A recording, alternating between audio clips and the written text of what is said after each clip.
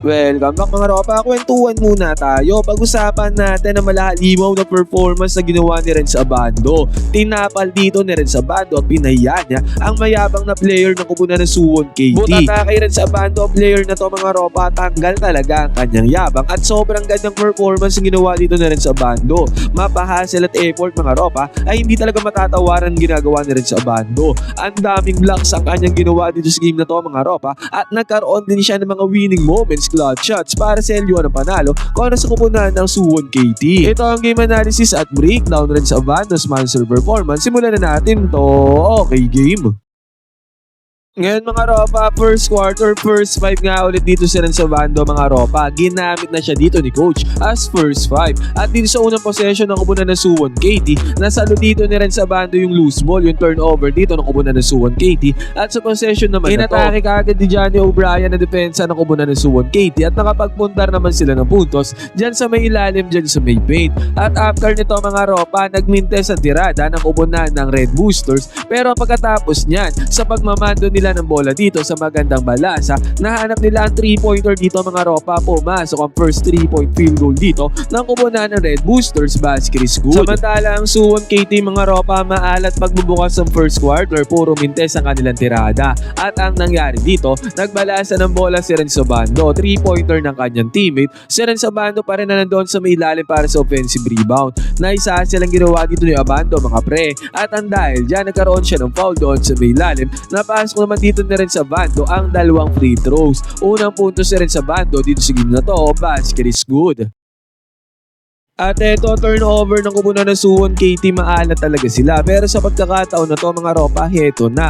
Pagpeke dito ng binabantayan ni Renz Abando, nasaho dito si Renz mga ropa. Unintentional naman yan, pero kitang-kita natin, pinagpag lang naman yan ni Renz Abando. Hindi naman siya masyado nasaktan dyan. Pero eventually si Renz Abando ang natawagan ng foul dyan ng referees. Kitang-kita natin dito mga ropa, ang taas kasi tumalon ni Renz Abando. Kaya pagdaan doon sa may ilalim, talagang tinamaan siya nung kanyang binabantayan. At sa pagmamando ng bola dito ng Red Boosters mga ropa, nahanap nila yung right side na open dito sa may 3-point area. Pumasok naman ng 3-pointer dito ng kupunan ng Red Boosters. Kaya kitang-kita natin dyan mga ropa, 9-2 ang score, lamang kaagad ng kupunan ng Red Boosters. Sa kabilang banda naman, nakuha ng kupunan ng Suwon KT ang kanilang first field goal dito din sa may 3-point area. Easy money.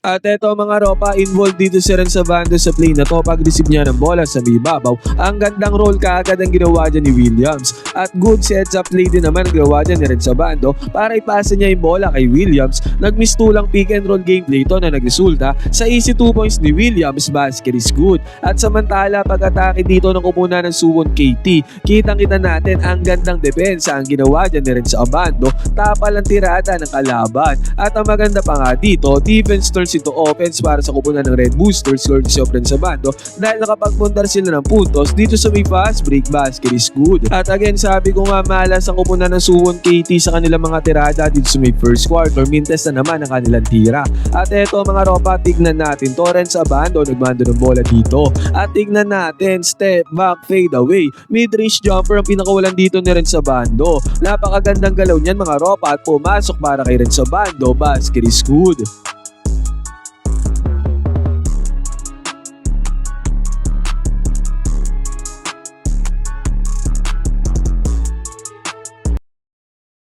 Nagmintes ang tirada ni Williams sa may 3-point area mga ropa, pero the next possession, nakapag-convert na ng puntos ulit dito ang kupunan ng Red Boosters. Panis nga sa kanila ang kupunan ng Suwon KT pagbubukas na itong quarter na to. 16-9 natapos ang first quarter mga ropa at pagbubukas sa second quarter, na-kick-outan ng bola dito si Renz Abando. Mintes ang kanyang tirada pero not counted pa din naman yan mga ropa dahil natawagan ng foul dito ang kupunan ng Red Boosters. Samantala nakabingwit naman ang foul ang kupunan ng Suwon KT doon sa may ilalim, kaya nagkaroon sila ng dalawang free throws sa pagkakataon na to. At after nyan, good attack din ang ginawa ng kupunan ng Suwon KT. Easy money, basket is good. Nakakuha naman ng offensive rebound ng teammate ni Renz Abando mga ropa para sa easy 2 points. At sa senaryo na to mga ropa, nakakasagot na sa puntusan ang kupunan ng Suwon KT. At after pa nyan mga ropa, points in paint na naman. Napakagandang ikot ang ginawa dito ng player ng kupunan ng Suwon KT para sa easy 2 points, basket is good. At sa pagkakataon na to mga ropa, dito sa may second quarter, kupunan naman ng Red Boosters players ang minalas,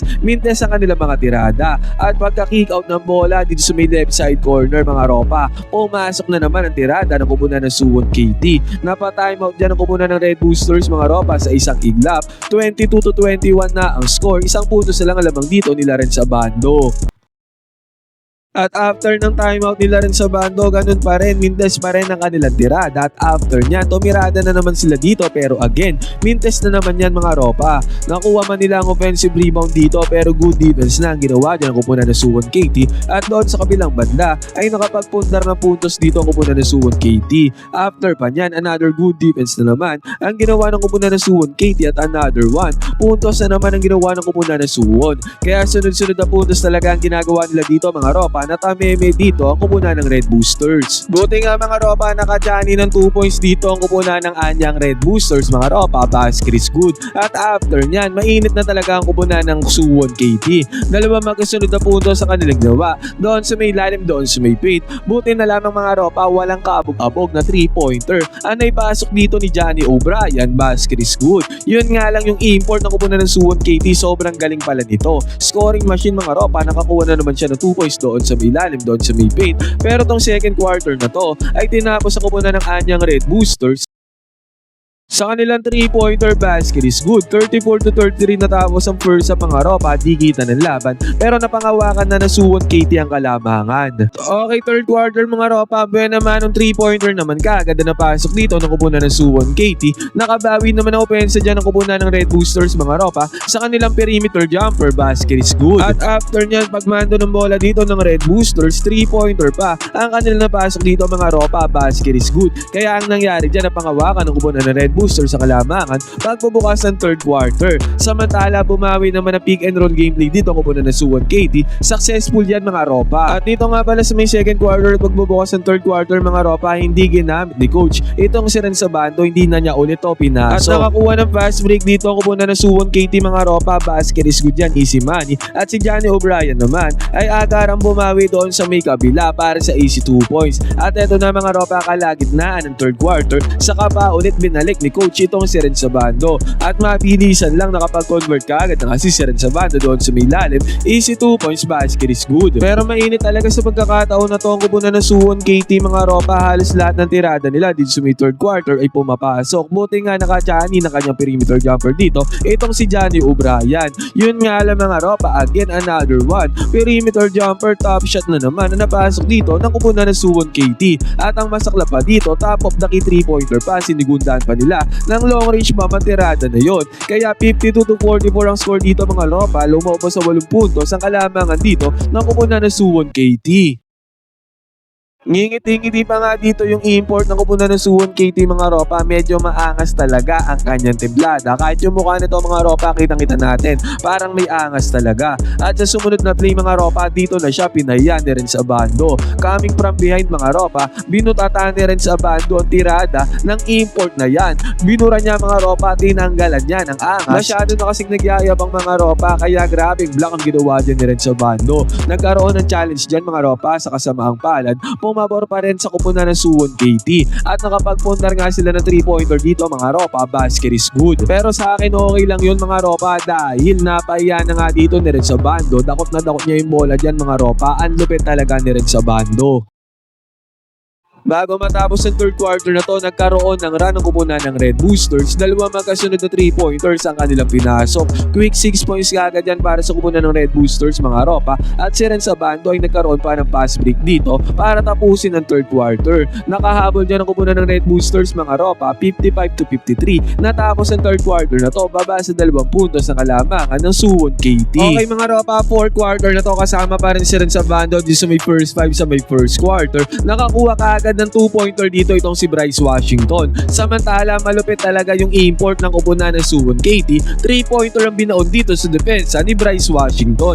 Buti nga mga ropa, nakakasagot na ng 2 points sila dito ang kupunan ng anyang Red Boosters. At another one mga ropa, gumamit sila ng screen action dito sa may babaw. Sabay 2 points na naman ang napundar dito ng kupunan ng Red Boosters, basket is good. Napakagandang help defense naman ang ginawa dito ni Ren sa bando mga ropa, kahit papano. Nahirapan dito ang kupunan ng Suwon KT at over overall din naman mga ropa, good defense ang ginawa dyan ng kupunan ng Red Boosters. At kitang-kita natin dito mga ropa, nice save ang ginawa dyan ni Renz Abando. Tumama pa yung bola dito doon sa Mikalaban mga ropa, nagkaroon ng challenge dito. Tignan ulit natin na ginawang save dito na rin sa Bando mga ropa, napakagandang save niyan. Talagang grabe ang hassle at effort na naipo-provide na rin sa Bando para sa kupunan ng Red Boosters. At ang maganda nga dito mga ropa, nag-successful yung challenge dito ng kupunan ng Red Boosters, napunta yung bola sa kanila. At ang mas malupit dito mga ropa, sa possession nila rin sa Bando, napakagandang pick and roll gameplay ang ginawa niya together with Bryce Washington mga ropa para sa easy 2 points basket is good. Kaya sa isang iglap, naging 61-58 ang score dito mga ropa pagbubukas ng 4th quarter. At sa possession pa dito ng kupunan ng Suwon KT, kitang-kita natin ang closeout na ginawa dyan ni Renz Abando. Monster block mga ropa, hindi na nakatira dahil sa may 3-point area ang kupunan ng Suwon KT dahil sa monster defense na ginawa dyan ni Renz Abando. Grabe talaga si Renz Abando mga ropa, napaka-explosive, hindi lang opensa, pati sa depensa mga ropa ay talagang maaasahan siya. Ang dami ng blocks ang kanyang ginagawa dito sa may game na to.